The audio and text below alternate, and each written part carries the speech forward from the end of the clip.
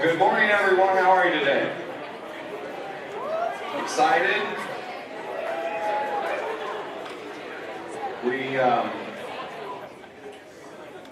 want to be especially thoughtful about our colleagues in the south side of the state. It's a difficult night. I've not heard any kind of reports from USG institutions, but we have quite a few down in that southwest area. So just be thinking about them and our colleagues in Florida.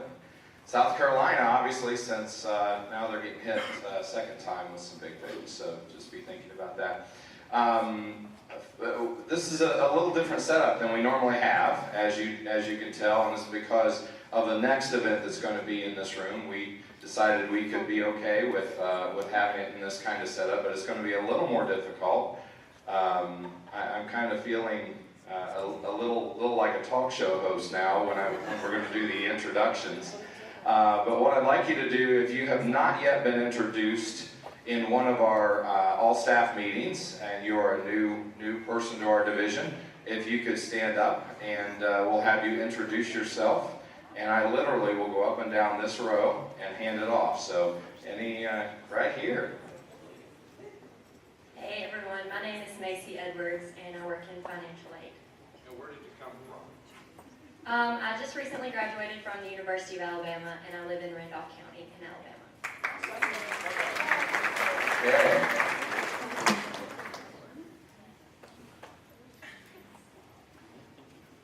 Hi everyone, my name is Patricia Shaw. I'm the GA for Student Operations and Development, and I came from actually graduating here and actually working in facilities. So. Good morning, everyone. My name is Lauren Harris, and I work in the Office of Community Standards, and I'm coming from Georgia Military College. Hey everybody, I'm Katie Lee. I work in housing at the front desk, and I came from Multi-Best Services.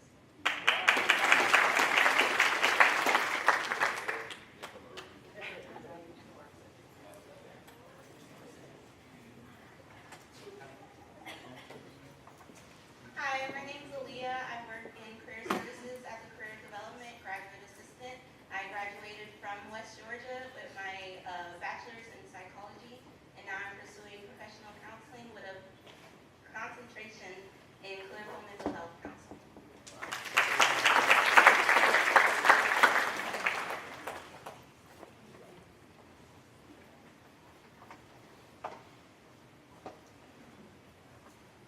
This is the awkward pause. Good morning, guys. My name is Michael Morty, and I am the graduate assistant for Fraternity and Sorority Life, and I graduated from West Georgia. Go Bulls. So earlier I was going to say that I kind of felt like Phil Donahue, but I realized in the room that only about 12 people are going to know who Phil Donahue was. So he was a sometimes controversial talk show host. He had some very interesting topics in his time in probably the 70s. Were there any 80s in there? I think there were some 80s in there too, yeah. Okay, well, we have some visitors today, and I'm going to turn it over to Will to be able to introduce our visitors, and then that time of year. And then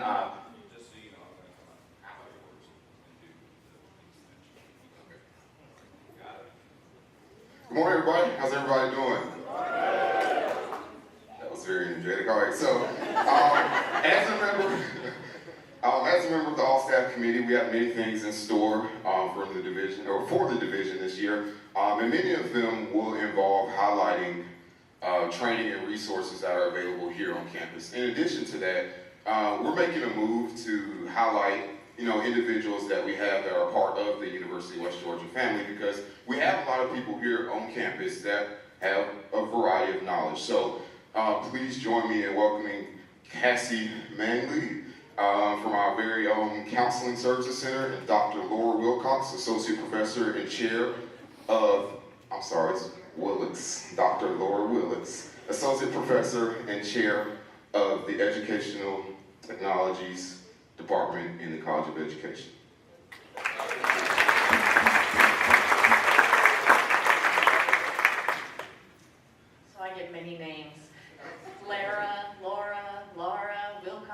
Wilox, but it's Lara Wilox in the University in the College of Ed, Educational Technology and Foundations Department. So it was close. So we're here to share with you about some implicit bias opportunities, workshops, and things. We're going to start with a teaser. And so we're going to give you a little bit of information, talk to you for a few minutes about what this is and what it could be for your department, for your division, but it's too many people to do the whole training and too little time. So we are offering 2-hour trainings that we'll share more about in a little while, but we're going to start with just sharing a little bit about what you could expect during the training. So I'm going to turn it over. Yes. So first, the training, as you saw, was implicit bias training. And so some people don't know what implicit bias is, and what we will do in the training is have you all do a pre-assessment. So you're actually getting like the notes ahead of the training. So if you pay good attention, then when we do the training, you'll be ahead of the game. So we're going to start with a short video. That's not going to work. You're going to have to, we have it queued up. Okay. So start with this and then we'll share more. Bias. Implicit bias. Implicit bias. 2016 was the year that implicit bias went somewhat mainstream. Yeah, so when Hillary Clinton mentioned implicit bias in the debates, our phones started blowing up, all our friends started emailing us about it. But what is implicit bias? Implicit biases are basically thought processes that happen without you even knowing it. Little mental shortcuts that hold judgments you might not agree with. And sometimes those shortcuts are based on race. First, some clarity. Saying someone has an implicit bias is different from calling someone a racist. The word racist is a highly loaded term, right, here in American society. A lot of times, when people are using it, they're thinking of the kind of old-fashioned Ku Klux Klan style racism. But implicit bias isn't anywhere near that, explicit. Implicit bias is something that comes out of ordinary mental functioning, out of how the mind normally works. We've all grown up in a culture with media images, news images, conversations we heard at home, our education. Think of that as a fog we've been breathing our whole life. We never even realized this, what we were taking in. And that fog causes associations that lead to biases. I somehow know that if you say peanut butter, I'm going to say jelly. That's an association that's been ingrained in me because throughout my life, peanut butter and jelly are together. And in many forms of media, there's an over-representation of black men and violent crime being paired together. And because of that, I actually deep down inside have been taught that black men are violent and aggressive and not to be trusted, that they're criminals, that they're thugs. With all those associations, I'm not trying to let us off the hook, but in some ways, none of us stood a chance. Starting today, we'll post a video a day dealing with one challenge of understanding implicit bias and its relationship to race, and exploring ways we might combat the problem. One more thing, if you're seeing this and thinking that it doesn't apply to you, well, you might be falling prey to the blind spot bias. That's a scientific name for a mental bias that allows you to see biases in others, but not yourself. We're biased.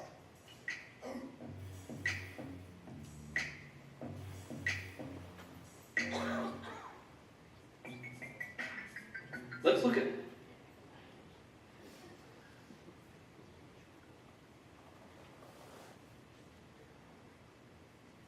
So when we were doing the train the trainers, Dr. Gibson said something really helpful, because I think when you start to get on these topics, everybody kind of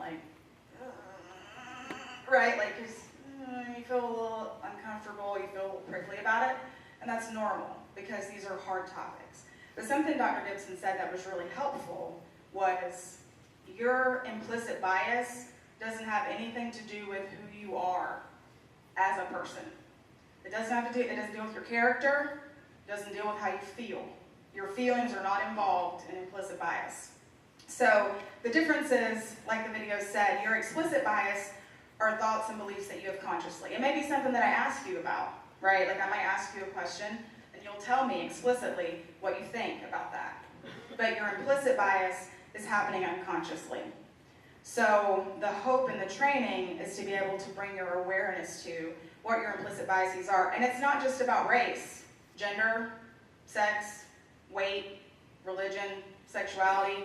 We all have biases around these things. I have them, Dr. Wilox has them, everybody has them. Nobody gets out of this without a bias. So it's not about who you are, it's not about how you feel, it's not about how you treat people, right? It's just about what's going on unconsciously. And if we can bring awareness to that, then you can kind of almost neutralize your bias in a way. Because if you can be aware of it, you can try to counteract it. And it's important in our work with students. If we know what our implicit biases are, that's going to impact how we work with students, and it's going to impact with how we work with each other in the division. Okay, so for the last, this is my third training this week on implicit bias, and this isn't a training, this is just a teaser. But on Monday we did a workshop with the librarians in the community of all of West Georgia. We did the full 2-hour workshop. Tuesday evening we did the 2-hour workshop at walmart.com for their Walmart managers.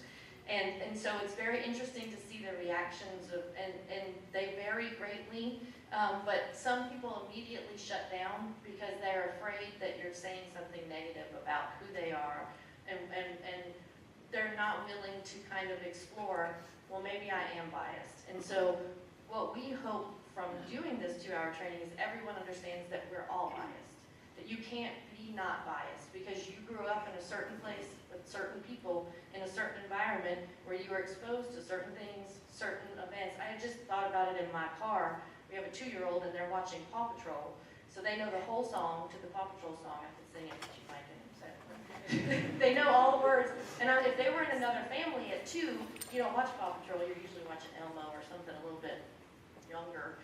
But because he's in our house with our family, with our kids, then he knows this. But other kids never watch TV. Their parents don't let them watch TV, no screen time till you're like 12, stuff like that. That's not us.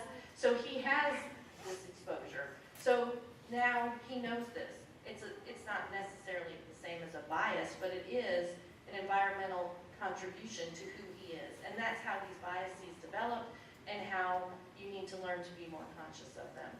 So we will share one more, I think the next is a video, about how can you can start some of this work before we do the training. So we'll watch this and then continue. How to measure bias in ourselves and in others. Here's Dolly Chu from NYU.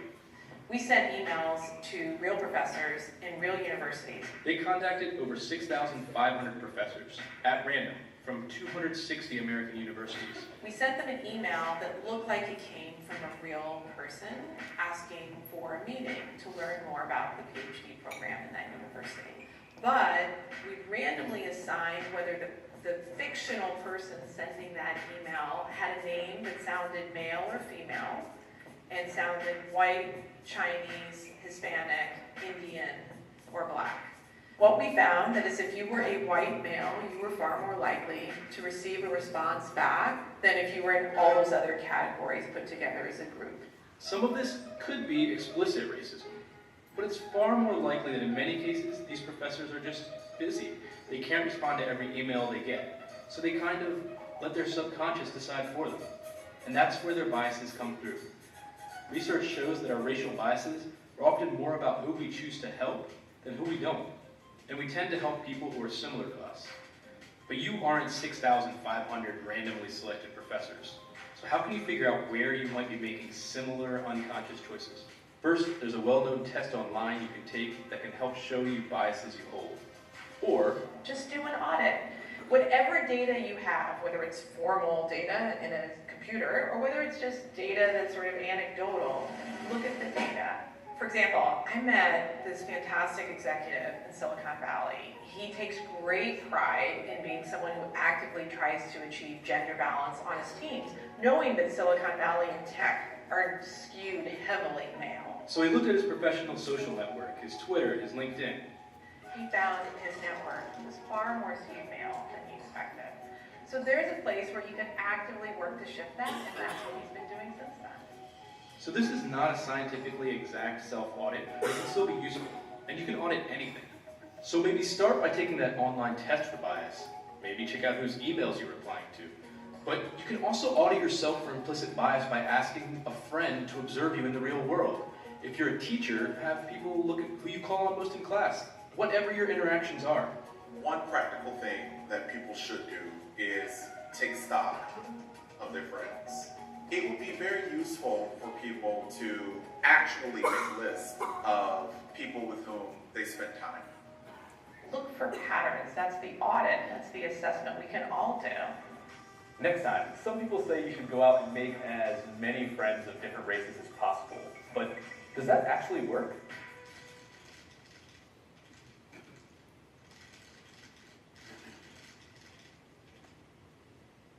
I'm a white male, and I am for.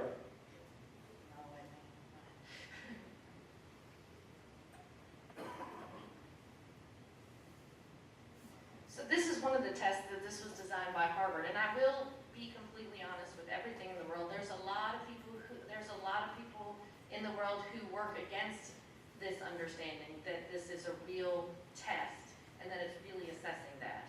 So take that, you can research and look at both the pros and the cons, but this is a well-known, well-done test to test your implicit bias. And essentially they have now, I think, 12 different tests you could take. Religious bias, sexuality, gender, science, and I did a workplace and gender test, and I was surprised to find that when I did the test that I was leaning more towards women at home with families and men at work. And I thought, but then you think you don't have a fighting chance when you think about growing up and thinking about the books and the things that you read, and still the controversy today with whether you stay at home or whether you're at work and all of that. And so it was interesting to see that I'm still biased towards that direction. And so I want to make sure that when I'm interacting at my home or interacting with kids, that I'm giving them counter stereotypes or counter examples. And so when we do the training, we'll talk to you some about things to do to counterbalance the bias that you already have. Because you can't eliminate it necessarily, but you can do things to make sure that it's not impacting your interactions and the things that you're doing. So this is for the training. If we were doing the full 2-hour training, this is what would happen. So we hope that you will invite us to come to do the training for you and your group. We will discuss key terms. We'll talk about the science underlying implicit bias. We will describe kind of the impact that it has on different groups, individuals, communities. We will also talk about the ways it might be limiting our mission and values of UWG. Given we aren't starting these trainings till the spring, but we encourage you to go ahead and sign up, because we will also tailor our examples and tailor the focus on departmental information to your department. So I didn't do the same training for the librarians that I did for the Walmart employees. We looked for samples in librarian work where bias could be impacting what's happening there. And so we shared that with them. And then with Walmart, we talked about corporations.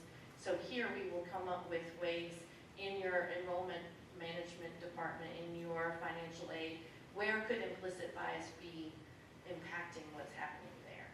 So we will tailor it to your group. And then we will talk about specific strategies that can be used to reduce implicit bias. So I'll share a few examples, because some people, we were talking at Walmart and they couldn't come up with examples of times that they had seen or bias, and I thought, y'all are crazy. It happens every day, all day long, and so you just got to start to be aware. And one of the librarians was very brave and shared that when she was working in the library, an African-American woman came in with 5 or 6 kids, and her first thought was, man, she has too many kids, she needs to have birth control, this is crazy, why are all these kids? Then later, a white mom came in with 5 or 6 kids, and her first thought was like, oh, she probably homeschools. It's a homeschool mom. And she caught herself and was like, oh, I just did that. Like, I made this association that in my thinking, I thought, okay, and so then just being aware enough and being willing to share that was kind of brave too, but being aware enough now when families come in, she's checking herself to make sure, wait, what am I thinking? How am I then interacting with that person? Because you can believe she interacted differently with the mom, the African-American mom versus the white mom.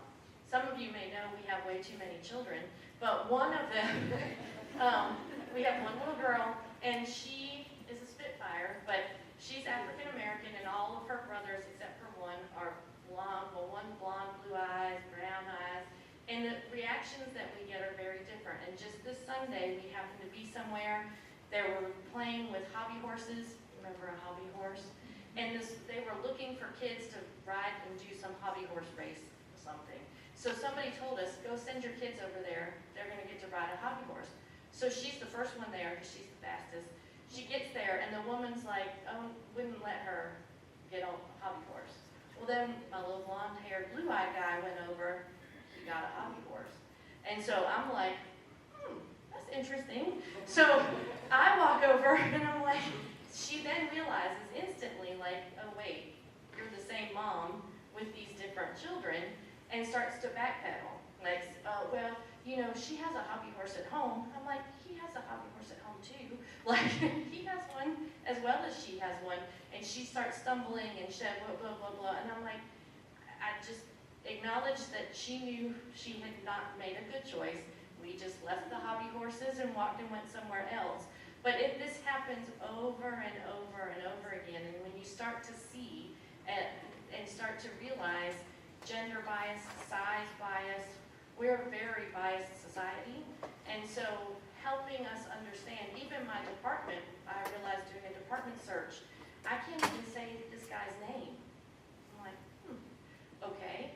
But what does that have to do with his qualifications for this job? What does that have to do with his capabilities to do the job? What assumptions are you saying in that one statement? That you can't even say his name. What you're saying is I'm uncomfortable or not willing to consider someone who's not from the United States of America. So one way we're doing another search this semester. When I get all the materials, I'm taking the names off of them. So then when they're searching for them, I'm eliminating, I know they're biased towards this because of those things I've heard. So I'm going to help mediate that by removing the names, so then they're only reviewing qualifications. So there's really specific things that you can do to ensure that what our biases are not then impacting who we relate to, how we relate to them. And it's going to, you have to create an environment where everyone's willing to check each other. And that can be really hard in groups because we're really nice people. And we really don't want to tell people, you know what you just did? I watched this happen, and this is how it could be perceived. We'll talk about microaggressions. Some of you might be familiar with that, but a lot of this comes out of that. And, you know, well, you sound really good you are so articulate. What are you really saying? Like, when you tell me that you're very articulate compared to what? And what is your point in saying some of these things? So a lot of times these things that we're complimenting or what we're doing can be slight shifts that others are feeling or associating with the microaggression. So in the training, we'll talk about that as well. So we really hope that you'll consider having us come out and have these discussions to make the University of West Georgia the best place to work, learn, and succeed.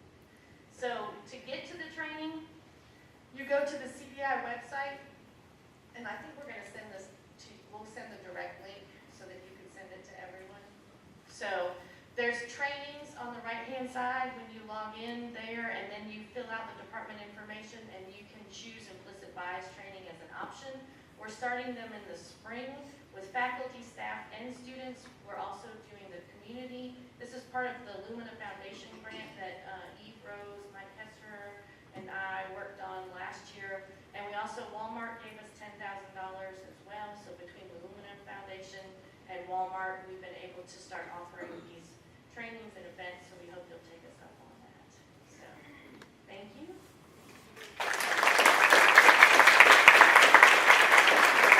Thank you. Does anyone have any questions? Yes. Any questions? Yeah.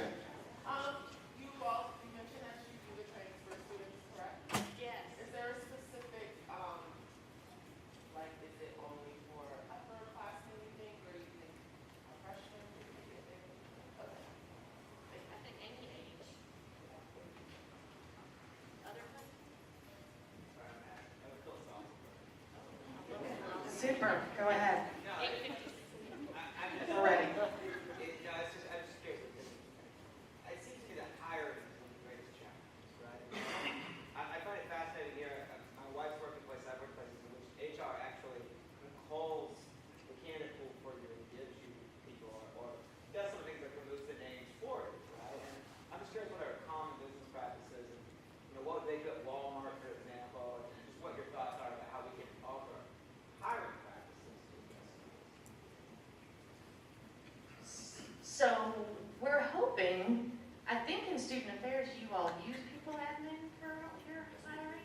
Yeah, the faculty world is really behind in terms of, and we did pass a resolution last year through the Faculty Senate and through the Faculty Diversity and Internationalization Committee, which I was chairing, to move faculty searches to also go into people admin. We're just waiting for someone to be willing to pull the plug, and I'm hoping this year, part of it is people admin is going through an upgrade, there's going to be something new, something's happening, and so in January maybe. So the way we do it here is about the worst way you could do it in terms of faculty searches. To have them sent to a single person who you don't know whether they actually receive, like there's a lot of opportunities for a lot of things to happen the way it is now. So most corporations use human resources to do that vetting and to set up like their criteria so that there's a specific criteria for yes or no. It's hard to eliminate bias though once you get to that stage where you're actually reviewing the people, because we're biased about the schools they attended. Oh, they went to this college? Instead of thinking like maybe they had to go to that college because they didn't have any money to go anywhere else and they're working and they're living at home, instead we rate like this college is better than this college. So a lot of this is personal training of individuals, and we're trying to work with HR to revise the search committee training that happens now to include a bigger piece of implicit bias, because it's pervasive in the hiring process. Because even though we can vet those things to some degree, once you get into that room with those certain groups of people, there's just, well, I know them, I go to church with them, I relate to them, it's really harder to counterbalance. I have a question. Hi. Hey. In Freakonomics, the first book, they talked about bias in relation to weight. I'm getting there. So this instrument was coming out about the same time that data was coming out, and so that's when they started the implicit bias, like weight thing. And I'm wondering if we do anything around that, or if we can do anything around that, or we can begin to look at that, because that cross-section of both weight and then gender, and weight and gender and women of color, women of color who were heavy were hired at much lower rates than white women or white men. And so I'm wondering if we're also doing things like that when we go to, say, things like Skype interviews and things like that. So I just sort of wanted to point that piece out as well as we're just having this conversation. And thank you guys for doing this. I'm a big fan of this work and think it's really important at helping us have a conversation that's really hard to have. So thank you. You're welcome. And I do think, we have a lot camera on, camera off. Yeah. But then we bring folks to campus, and so then you still have opportunities, but they got to campus regardless of that. So having some standardization too of what people do. We do GoToMeeting or Skypes, and so you can do that with the camera or without the camera. And people are like, well, there is a difference in that, because now you have a visual, and you might have a bias against them that you see that you wouldn't if you just heard them. So there are 1,000 different ways to mitigate. Any other questions? Okay. And since, there is, like you said, Lisa, for the IIT, there is a weight one as well that you can take, and so that's certainly something that we can build into the trainings, because there are multiple tests that you can take. And like my own example for myself, as far as like bias that I noticed, because when I took the test for I'm a diverse populations counselor. I do this work in the counseling center with my colleagues. I check my colleagues, right? I took the test. I had a slight bias toward men in career and women at home, even though my mom worked, which made me crazy, right? But then I remembered a few months before I took the test that I had taken a pet to a new veterinarian, had never met the vet before, just had a name. And when the vet walked in, it was an African-American woman. And I felt myself go, oh, because I had just assumed it was going to be a white guy. And so I was like, this test, this is correct. As much as I hate it, right? I don't want it to be true, but it is. So we can build weight into all that stuff. We can, it's all, we all have this. We're gonna work on it. I'm gonna work on it. I want you guys to work on it too. Awesome, thank you very much. Let's give them another round of applause. Yeah, this is very important work. I I will tell you about one of mine. This is and I have lots of biases, I'm sure, but in the past, one that is the most striking for me is a very similar story, and that is at about 6 weeks of age, my son, and I don't remember the medical term, maybe you guys back there will, but it was diagnosed with premature closing of fissures in his skull. Sutures, sorry, whatever it is. And so his brain was growing, his skull was not allowing, right? And so he had to have skull surgery when he was 8 weeks old, which was a pretty, drastic, difficult time for our family. Well, when we went in to the doctor, we knew by the name that the doctor was a female doctor because the doctor was named Alexa. We assumed that it wasn't a, internet-connected thing, of course, at that time. I'm not sure there was even internet at that time, but anyway. But her name was Alexa. Excuse me. And we didn't know the surgeon. We didn't know anything. We had done a little bit of research, and she happened to be on the Times list of top 10 surgeons in the country. So we were, feeling very good about that. We walked into the room where the doctor was when she was taking care of Drew, and there's the woman walks in, and she is, again, she must be 300, 400 pounds, I'm guessing, and a black woman. And so we were like, that was an interesting situation. It really brought to me, why in the world are we having those kind of biases? She's on the Time magazine, top 10 surgeons in the country. And we didn't think at all about that after we met her because she's fantastic. She had very large hands, and I was thinking, okay, he has such a small skull, how are you going to do this? Fantastic. Wonderful experience, and again, it really brought to me, like, who are you? You've been trained in this kind of stuff through Student Affairs. Who are you? And so, thank you very much for this kind of work. Just a show of hands with the directors, how many of you believe that this would be something that would be important to bring to your departments? Okay, I kind of expected unanimous with that, so you'll be getting some inquiries for that. Again, it's not probably appropriate for this size of the division, so I'm glad we're doing it at those smaller levels within the departments. And even within departments, if you can kind of drive them into how that might work best. We have some large departments too, certainly have a lot of student pieces. Okay, we'll switch gears just a little bit. We have a few things to talk about. First of all, we are in the middle of A-Day. We're in the middle of A-Day. Woo! We're not taking track of who is. Maybe at your department level you are, and that's fine. But we're coming close to the time where we really want, as much as possible, 100% departments. Some of you already are. Any of you know that you're already 100%?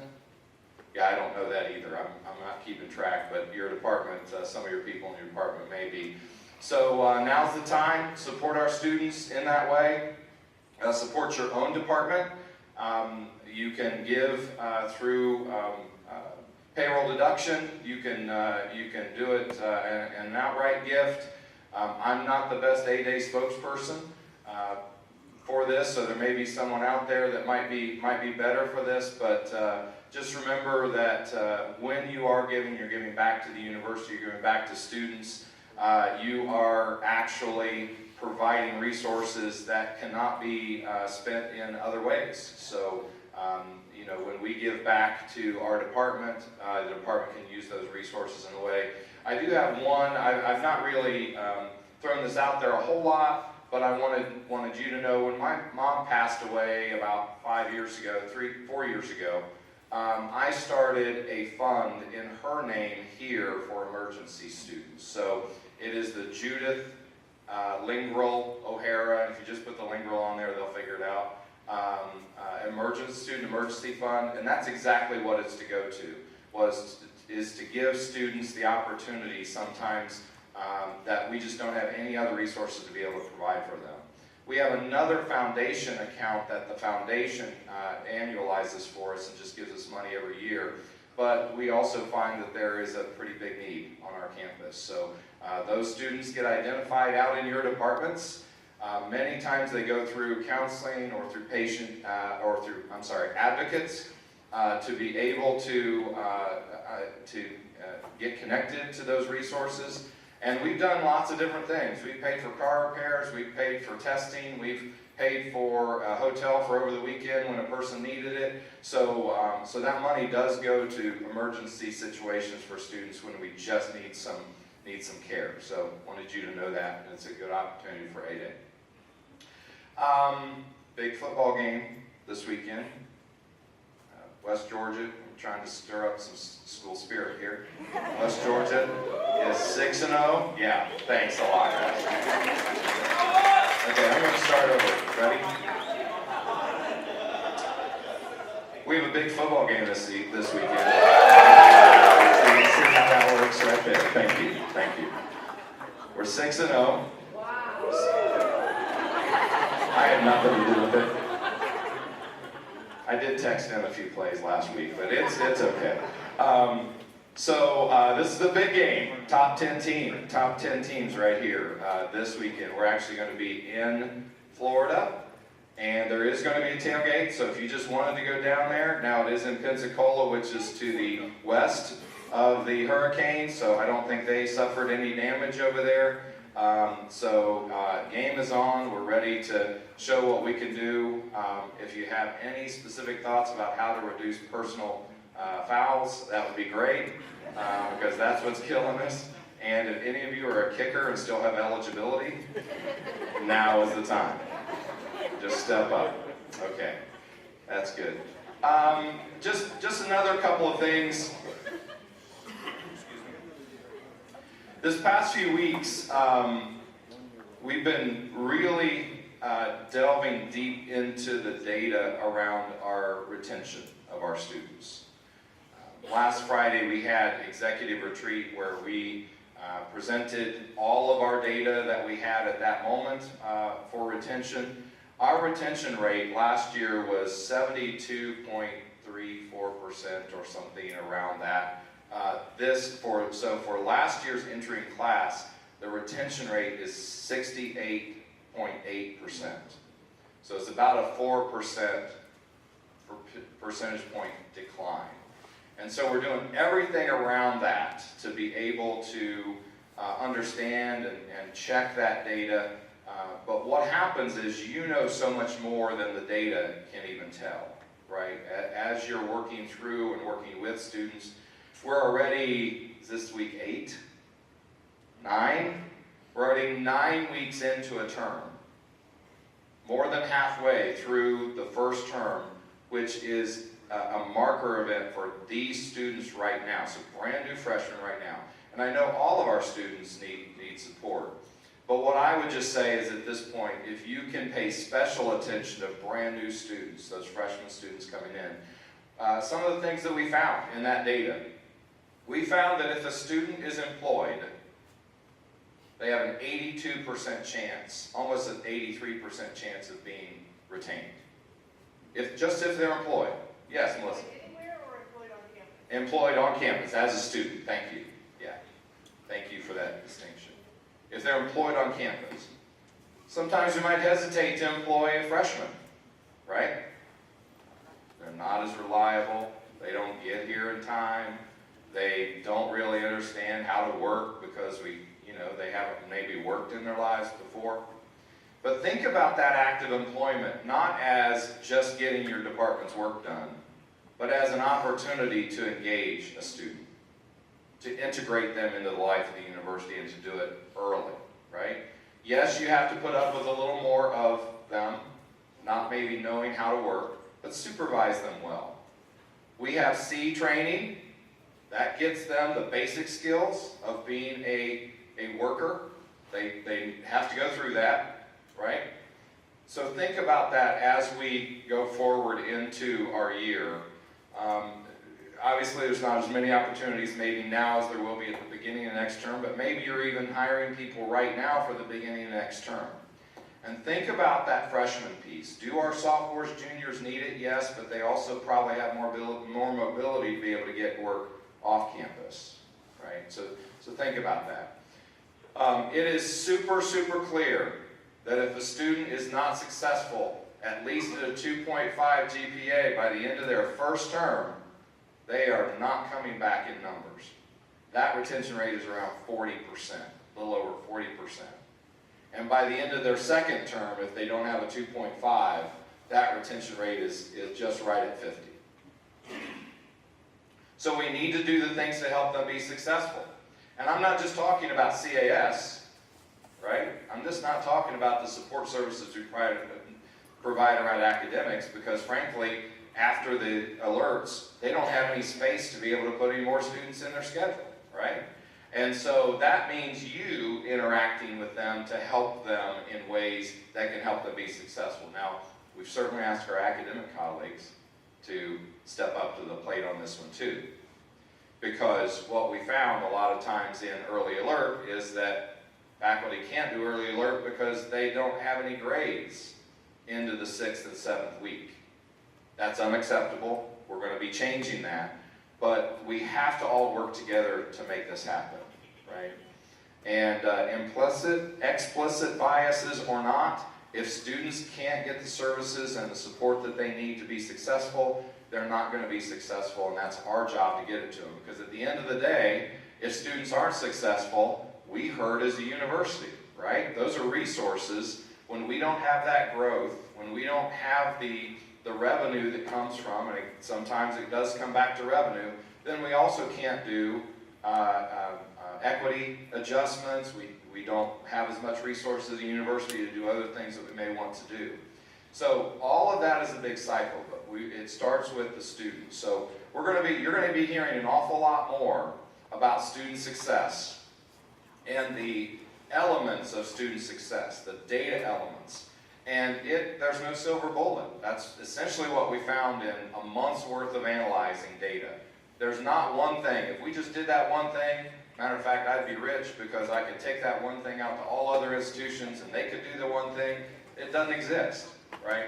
And so we literally are at a place where we have enough data to be able to say, this group of students in this band that have this GPA, that don't work on campus, that don't live in the residence halls or do live in the residence halls, certain ones, and we have that kind of data to be able to pull them out and say, okay, now we have students in that same situation. We know students in the past look like this and succeeded at this level. Now we have students in that very same situation right now on our campus. What are we going to do about those? Because if we don't do something about those, shame on us. We already know. We already know. And so that's what you're going to get now from your directors. You're going to get, okay, we were going in this direction a little bit. We're going to have to shift trajectory just a little bit in some of the things we're doing. We're going to have to not do some of the things we were doing. We're going to have to add some new things on in a very short period of time.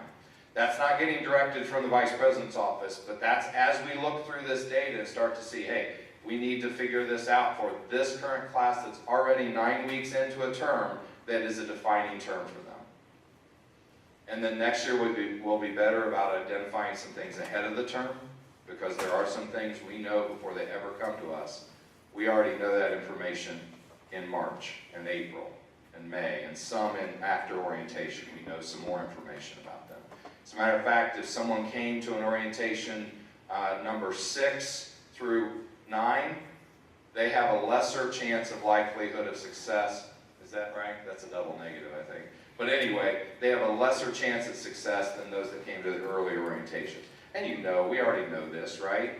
It's because people that are in those first orientations are the go-getters, may have higher GPAs, maybe in different socioeconomic backgrounds. All of those pieces go into, and those are some explicit biases, but all of those pieces go into knowing, okay, if people are in this situation, what are we going to do about it? We already know about it. Shame on us if we don't. Yes, Raven. I was going to make a comment. You mentioned that you don't know grades 7 weeks into the semester. You don't. However, we do know students are not engaging in class. Yep. You know,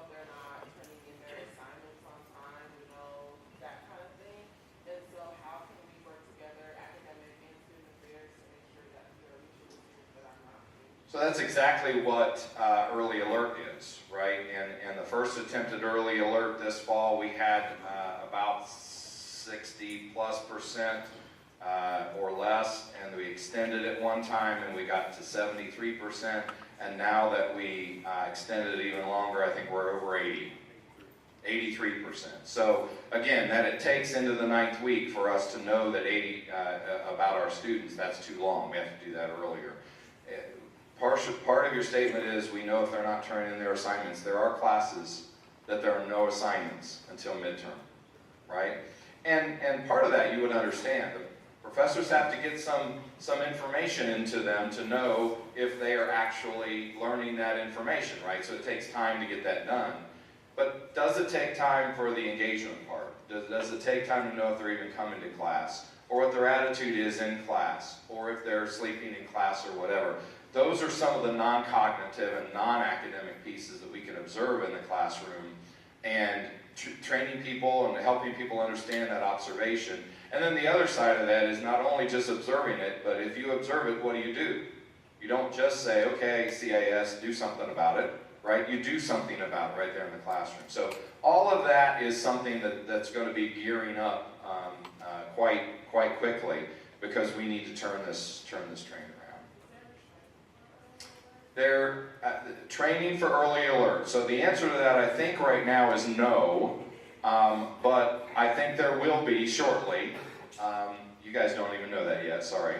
But there will be shortly.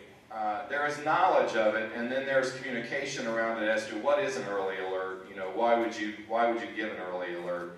But there's not specific training. And again, a lot of times faculty don't have the time to be able to sit in a training to do that kind of thing. So, how do we make that happen? Okay. Yes. You talked about a lot of different pieces that are on a lot of different platforms. What are we doing to connect with the platforms to make sure that information all comes out? Well, it's funny you ask, because one of the action items coming out of Friday was actually to create a risk score on some of these non-cognitive variables. So looking at them, and Alicia is not here in this room today, right? She decided not to come because she's actually doing that right now. She was here, got here just a little late for work, but she's doing that. And so our job is by the end of October to have a list of people who have risk, whatever that definition is. And so we don't have great systems at the moment to be able to do all of that. But another outcome of Friday was ITS has been charged to be able to actually do that. And we're not far from that. A dashboard type of a thing that we can look at constantly. We're not far from that. The other thing is we have other systems. We have SSC, Campus, but that is mostly about a risk factor after the first term, not in the middle of or before the first term. So putting all those pieces together, we have some ability right now, but we haven't had a data warehouse as an institution, so it's hard to do some of those things without that. Terry? So along the same lines, I hear us collecting a lot of quantitative data. Is there going to be any efforts to use qualitative data for those of us maybe that work on the front lines, meeting with a lot of those at-risk students, and what we're seeing and noticing? I think other offices sort of had underlying discussions about. Yeah. So I'm wondering, are there any focus groups or some sort of qualitative collection? So we didn't talk as much about that. I would want your input on that. I'm not the qual guy. I know it's messy and a little more difficult. And so I would want, and I'm not about messy and difficult stuff. But I would want some input on that. What are some of those pieces? Because some of the variables, literally, you have to ask the person for. It isn't something you can gather any other way. You have to literally ask a person for that. But then, where are they? We do some of that, actually. Some of that quantitative piece is in the new student profile. It looks kind of quantitative because we gather it in a survey and we put it into a spreadsheet. But in reality, they're telling us about their expectations of how much they're going to work. They're telling us about their expectations of what their commitment is to higher education and all those kind of things. So we have some of those pieces, but we need to make that stronger. Good. I have a question. I've done a pretty good job of stretching this out. I have a question. Yes, question. Yeah. It's really quick too. But is there any on like a risk profile, I feel like we spend a lot of time on students that are, you know, like, you get what I'm saying, like, we're throwing a lifeline to somebody who's already drowned. So, Ooh, did you hear that? I mean, I don't. That was a ooh. Sorry, And I didn't controversial. even say it. Yeah, so that's what's happening out of this data is developing that kind of risk profile. I think part of what's coming out of the data is too that there isn't one risk profile. Right. It's multiple risk profiles, and the complexity of that is really difficult. But yeah, that's what this data is intended to do. Jay? Dr. Wilox, if I can just share a little bit more data. Yep. As of October, we had about 3,484 students who were federal work study eligible, which indicates there's some financial need, but only about 2,600 on-campus employment opportunities. So there's a gap there of about 800 or so. And so one of the ways that everyone can help if you have that sort of an authority is to hire more students. We need to have a number of job opportunities that kind of match the number of students in need. And we know that federal work study aren't the only populations that are working on campus, but just as an indicator, there's a disproportionate number of jobs available on our campus right now for the students who we know have needs that along with the entire population. Yeah, and so if you didn't hear that, there are about another third of our students that could benefit from work because they have federal work study eligibility. That's free money. There's no reason why we can't, for the most part, free money. There's no reason why we can't actually produce jobs, even at a sense that they may be duplicative or additional into what we need, but it creates a workforce, it creates an opportunity to engage students. So think about that. I'm going to leave that to Jay in terms of focusing you, because one of the things we do is we say, oh, we had this many work study students last year, oh, we'll just do that same many next year, and don't think about what we know is already in need. So that's good information. Okay, so I'm going to pull that part to a close. Do you guys know that our football team is 6-0? Yeah, there we go. That's what I was looking for. Lots of things happening in the division. Big thing this next week is what? Homecoming. Every day of the week there is something. On Thursday is the Globe Parade. TJ, do you want to talk about that? Thursday, sign up your department. If your department is not signed up for the Globe Parade, please participate. We want SAEM to show out and support the division in our efforts. Get your glow on. Get your glow on. Friday's the deadline to sign up tomorrow. Right. After the parade is the afterglow in Greek Village, too. Afterglow in Greek Village, a big party there. Friday night, you can sign up for the beer tasting, alumni beer tasting, which is on the patio out here. It will overlook the bonfire, big student bonfire, really cranking things up around homecoming, and then it's a big homecoming game. Yes? 5K sign up as well, and that's at 6 p.m. on Friday. 6 p.m. on Friday is the 5K. Okay, well, I very much appreciate everything you do, especially around this homecoming. Big things happening. Hold on before you go. I want to do a special call out. In preparing for all of this data, we also prepared a lot for new student enrollment pieces. And I know sometimes at the beginning of the term it's so crazy and so pushed and so rushed that we do not take time to congratulate ourselves around new student enrollment. But we have record enrollment.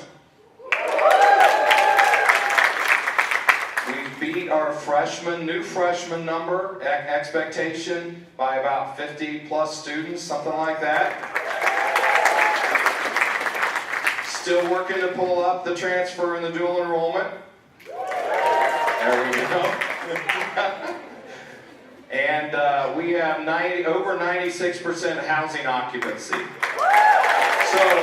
So sometimes that doesn't feel very good because we're just sitting in the doldrums of, gosh, we worked so hard and it didn't quite come to what we might have wanted it to be, but we did better than we expected to be. And so that is all of you, and I certainly appreciate everything you did in that. Okay, now let's keep going.